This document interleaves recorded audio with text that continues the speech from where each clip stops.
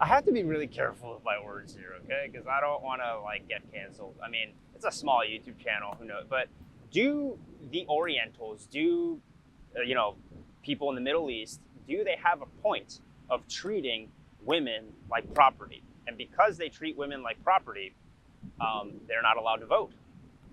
Do they have a point about that?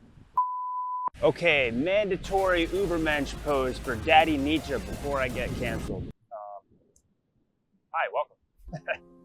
All right, so this is the start of a new series where I'm going to be talking about one aphorism from Nietzsche across all of his works, and just analyzing it.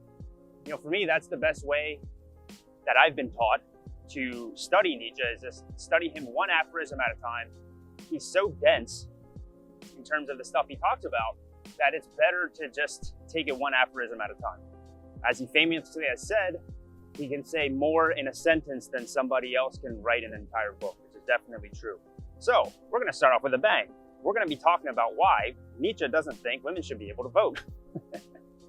So it's actually a kind of a popular new idea that especially like the alt-right or the trad-right have sort of adopted. And keep in mind, all of the opinions expressed here aren't necessarily mine, although I do share some of these opinions with Nietzsche, and I'll explain what those are soon. I'm actually going to challenge some of his ideas in this particular aphorism at the end, so stick around for that, okay?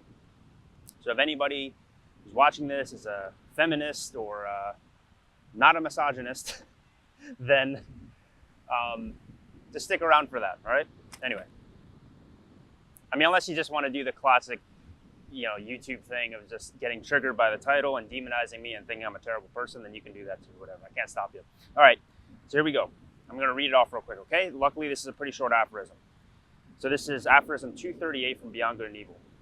To go wrong on the fundamental problem of man and woman, to deny the most abysmal antagonism between them and the necessity of an eternally hostile tension, to dream perhaps of equal rights, equal education, equal claims and obligations, that is a typical sign of shallowness, and a thinker who has proved shallow in this dangerous place, shallow in his instinct, may be considered altogether suspicious, even more betrayed, exposed. Probably he will be too short for all the fundamental problems of the life yet to come too, and incapable of attaining any depth. A man, on the other hand, who has depth in his spirit as well as in his desires, including that depth of benevolence which is capable of severity and hardness and easily mistaken for them, must always think about women as Orientals do. He must conceive of women as a possession, as property that can be locked, as something predestined for service and achieving her perfection in that. Here, he must base himself on the tremendous reason of Asia, on Asia's superiority on the instincts, as the Greeks did formerly, who were Asia's best heirs and students, as is well known from Homer's time to the age of Pericles. As their culture increased along with the range of their powers, they also gradually became more severe, in brief, more Oriental against women. How necessary, how logical, how humanely desirable even this is worth pondering. Okay. I think of that text as pretty self-explanatory, but I'll explain a little bit. So one of my last videos, I talked about Nietzsche's misogynistic takes. And I actually read the first part of that aphorism, but I left out the second part of the aphorism about Orientals, aka Asia, and how Asians treat women. I have a very unique perspective on this particular take. One, I'm half Japanese. I was half raised in Japan. I speak the language fluently. And not just that, right now where I'm at, I live in Asia, all right? I live in Southeast Asia. I live in Vietnam, more specifically, okay? And the way in which women are treated here is very different than the way women are treated in the West, for both better and for worse, depending on your perspective. So I'm going to tell you guys a quick story. And this is going to sound terrible. So I'm going to tell you the good sides of this and the bad sides of this, and also where this mentality comes from. So this was a few years ago in the very place that I'm living at now, at a hotel that was sort of like an apartment. And there was this hotel manager there. And he was really nice to me and my friend that was staying at that place. But he had this wife, right? And his wife was like really subservient to him and whatnot. And he was like really just mean to women in general. and then this is where it gets kind of dark. One day, I saw that she had a bruised up face. And, you can't help but think, okay, maybe some domestic abuse stuff is going on. And unfortunately, what happens in this country in particular, and not just here, it happens in other Asian countries too, is that domestic abuse is pretty prevalent. It's not good, obviously. Now, that type of stuff, you're not going to find that in the West. As soon as there's domestic abuse, like people reporting stuff, and rightfully so, right? But this mentality of why domestic abuse happens in Asia and why people can sort of get away with it is sort of based on this mentality that Nietzsche's talking about, which is very true. The fact that women are treated differently, almost like property in Asia. So all of you guys are probably in agreement here at this point of like, okay, obviously that's bad, right? But there's a flip side to this. There's always a give and take. Because the reason that women aren't treated like property in the US is because we look at women as being very equal, not just equal in rights or whatever, but like equal in terms of like who they are. Very similar to men. They're basically just men with vaginas, right? Like, yeah, they have a different side of them. They might be sensitive and whatnot, but they're still equally logical, equally rational, equally capable of doing X, Y, Z, all right? And I think that's all from the standpoint of trying to empower women, but what Nietzsche argues, and I talked about this in a previous video, is that this is actually a fundamental disrespectful way of looking at women. Because in his theory, he sort of believes that men convince women to be more like men, kind of in a way, this is my interpretation, kind of unconsciously because they didn't really respect women. So therefore they're like, women should be more like men, right? And so Nietzsche actually has this profound respect for women, even though it doesn't seem that way on the surface, that he wants them to be how they are, And how they are is people who work in the background. They're more Dionysian than Apollonian. And Nietzsche considers himself a Dionysian. Dionysian meaning that you're more in touch with like your emotions and whatnot. It's a little bit more chaotic. The Apollonian is a lot more like logic, reason, all that type of stuff, right? So Nietzsche actually wants his readers to be more Dionysian. He calls himself the last disciple of Dionysus. So in a way, he actually wants men to become a bit more feminine. And he thinks that there's actually power in that. I rarely say there's like a correct or incorrect interpretation of Nietzsche, but I think it's pretty clear that he actually truly does believe that, just based off of his overall works. So I'm actually going to talk about a different aphorism, although I want to focus on one, because a lot of Nietzsche's aphorisms kind of segue into one another. So it's on the same topic. So he says,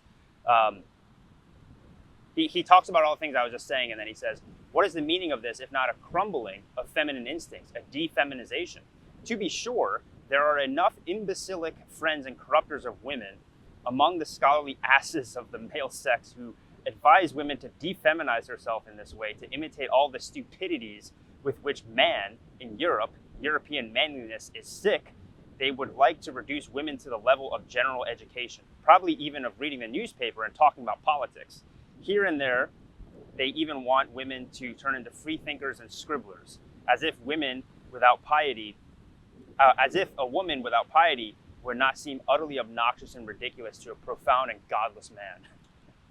So he's kind of proven what I said there, is that he actually looks at women taking that secondary role, or at least it seems like the secondary role, is better for them, that you're actually insulting women by trying to put them in charge. Because if you're putting them in charge, because Nietzsche actually thinks that his followers should be working in the background, because the herd won't, or the common people won't be able to handle the truths of the higher men, right, of the people in charge. So you have to kind of be working in the shadows, and he believes that a lot of the most powerful women in history were working from the shadows, influencing powerful men to do their bidding. So he's actually very much feminist from this standpoint. So let's go back to Orientalism, or just the Orient, Asia, how they treat women. You'd be surprised, man, The people who want to be treated and pampered by their men and not be treated like men the most are women themselves here. Would you find that easy to believe? That the same women who have domestic abuse things happen to them, or at least they know friends who have gotten beaten or slapped by their husbands, they're the very ones that want to maintain the status quo. Isn't that crazy? Now, from what I've seen, especially with social media and the world becoming more interconnected with the internet and being exposed to other cultures and stuff, it's become a little bit more popular for Asian women to be a little bit more westernized. I mean, we have to see whether that's going to be a good or a bad thing or not. But this sort of idea, this thing comes from Confucianism, where there's all these roles, and there's certain relationships that you should have, and the relationship between a husband and a wife should be one of subservience. Christianity, the West, until very recently in history, had the same thing of like, what's the term in the Bible? Oh, women submit to your husbands, right? And I just think it's not necessarily something. I have to be really careful with my words here, okay? Because I don't want to get canceled. I mean, it's a small YouTube channel, who knows? But I think it's important to offer different perspectives of how people view women, and just ask the question at the very least: do the Orientals, people in the Middle East, do they have a point of treating women like property? And because they treat women like property, they're not allowed to vote. Do they have a point about that?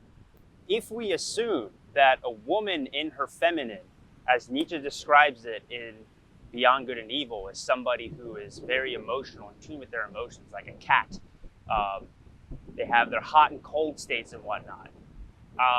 Set aside whether that would be productive or not for politics, because what a lot of men will argue, or men who are in favor of women not being able to vote, would say that such emotional creatures who aren't rational shouldn't be able to vote because they're not going to be consistent.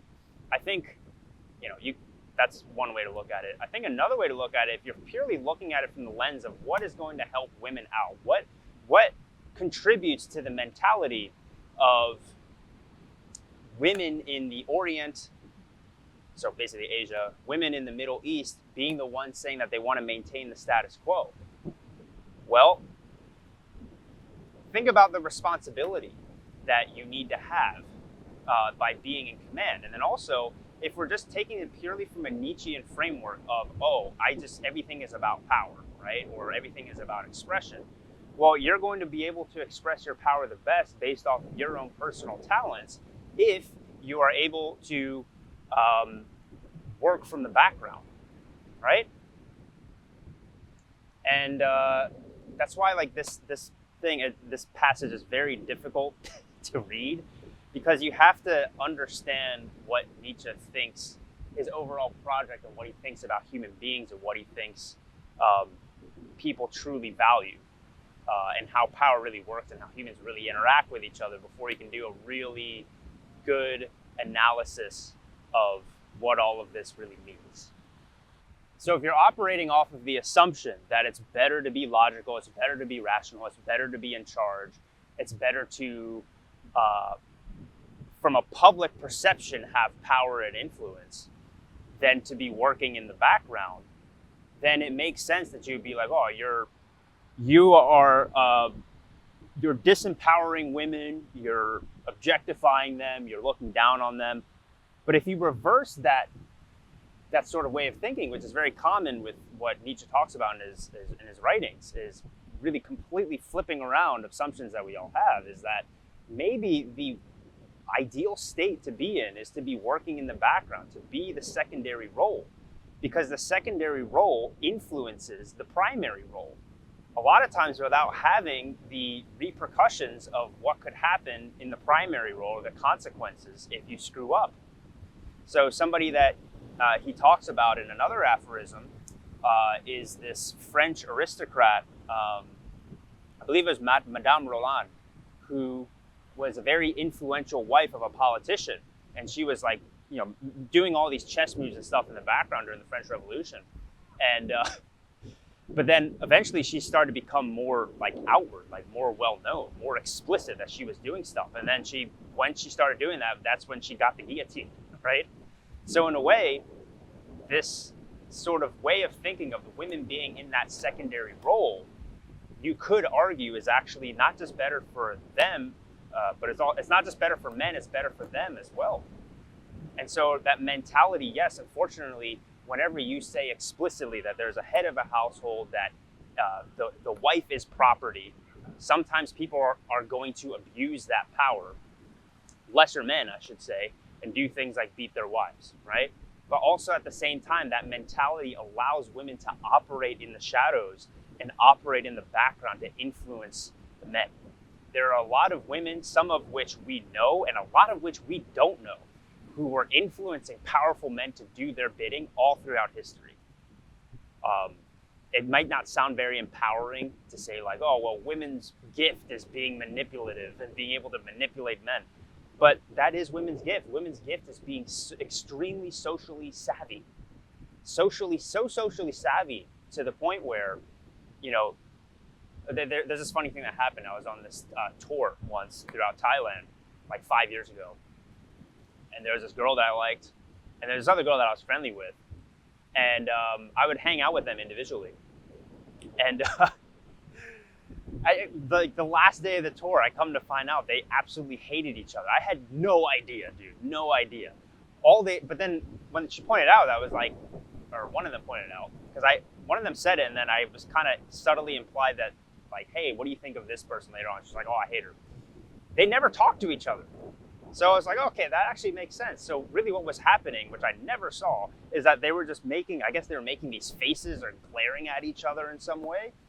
And that way they knew that they didn't like each other. It was very, very interesting. Anyway, see, me as a guy, and I feel like I'm a pretty sensitive, in tune person when it comes to this type of stuff, more so than most dudes, just given the topics that I talk about, I didn't notice that shit at all, bro.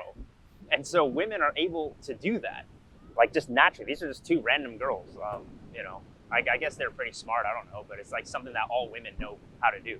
They can like signal to each other that they like each other or hate each other or whatever else by just like staring at each other. It's incredible.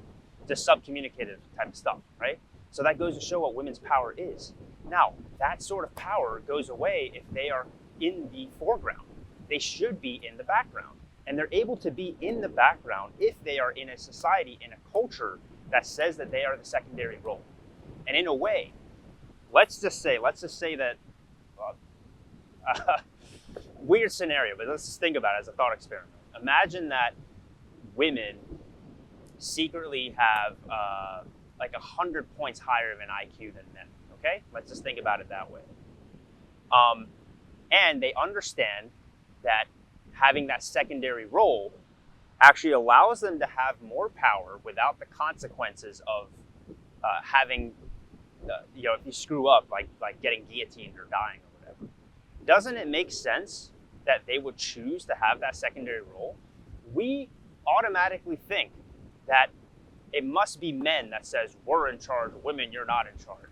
Have you ever thought it was very possible that in the same way that women can influence men easily, which is like what the whole manosphere is like women influencing men for bad things and then their lives being destroyed or whatever, right? Like the same way they could do that, maybe powerful women at the beginning of history across all civilizations actually implanted that idea into their man's mind to say that they should be the secondary role so that they can influence from the background without seeing the consequences of dying. So for example, like the whole idea of war brides, of what happened in the past where a tribe would conquer another tribe. They would kill all of the men, but then they would keep the women and make them their brides, right? They were able to survive because they weren't the primary target. They weren't the primary role. And again, there's always going to be a give and take to anything, right? Because if you label yourself as the secondary role, then yes, unfortunately, you also open, as basically property of men, then you also open yourself up to the possibility of being abused, right? And here's another thing that people don't know as well. the secondary role, a lot of times working from the shadows, being in the background, is actually a more powerful role. If you read 48 Laws of Power by Robert Greene, he talks about how the courtiers of the king's court or whatever, they were the masters at playing the game. They were the ones who were actually influencing a lot of the decisions. He has a lot of famous people like that he talks about, like Talleyrand, who was very influential in the French Revolution, influential with Napoleon. He talks about an assortment of other people as well, about how the most powerful people a lot of times end up being women who are working from the background. And again, it's going to be difficult for women to be in their best state, take advantage of their gifts of subcommunication and manipulation. And manipulation doesn't always have to be in a bad way, because if you could manipulate a bad person into doing something good, right? You're taking that away from them when you put them and say that they have equal rights and they're the same exact as men. You're basically defanging them, declawing them. You're defanging, declawing the cat, which I think, from what I remember, Nietzsche actually mentions that somewhere else in an aphorism here. So, yeah, what seems misogynistic, what seems absurd on the surface, Nietzsche might actually have a point that, you know, giving women equal rights, allowing them to do things like vote and whatnot, actually takes their power away from them. As a helicopter flies above me. Now, I mentioned at the beginning of this video that I'm going to provide sort of a counter argument to what Nietzsche is saying. So, Nietzsche claims to be writing for the higher men, the Übermensch, people who stand apart from the rest of the crowd, right? And wouldn't you say then, if that's the case, because he doesn't want to just speak to the herd, right? Although he does care about like what overall societies and stuff do. But what about the few, let's just say there aren't that many of them, but he's basically speaking to the outliers, right? There's a bunch of women throughout history that are outliers that were put in a position of command. And a lot of times due to the idea of men and women being equal in the modern day. You know, whether you agree with what she had to say and whatnot, but you have powerful people like in England, Margaret Thatcher, you have Queen Elizabeth, and also in England way back in the day, Elizabeth II, way back in the day, Elizabeth I, who I think undoubtedly you have to argue that she was very influential, very powerful and admirable person. And so if we had that mentality of women always having that secondary role no matter what, then those types of extraordinary women, another one, Joan of Arc. And actually in the country that I'm at in Vietnam, there were these two sisters called the Trung sisters, who almost 2,000 years ago, they led an uprising and resistance against China and drove China out of Vietnam. They're very much revered and respected here. Anyway, like what if these women weren't able to be at the top of the hierarchy? Then history would be different. Their people wouldn't be able to have been successful, right? Unless they were because they would just be like, oh, you're property, you're not allowed to rule, right? So there is a counter argument to that. Especially, there's a counter argument to this using Nietzsche's own philosophy that he specifically speaks not for the herd, but for the outliers. So wouldn't you say that some of these like very powerful, influential women, explicitly influential in the foreground, not in the background, that those people are also his audience, right? Even though they might have a little bit more of a masculine temperament, you could say that. But, you know, so I think that's one possible counter argument. I'd like to know your thoughts in the comments. I know this video is kind of all over the place. I apologize. It's difficult. You know, this is a new series of observing each aphorism. I was like, oh, I'm just going to do one aphorism, and ended up like observing like a few of them. So, but yeah, this is something I'm going to be doing. Maybe I'll call it like the Daily Nietzsche, you know, Ode to Daddy Nietzsche. I don't know. Like, I'll name it something interesting, I guess. But yeah, anyway, thanks so much for watching. Don't cancel me, please. Okay. Thank you so much, and I'll see you next video. Goodbye.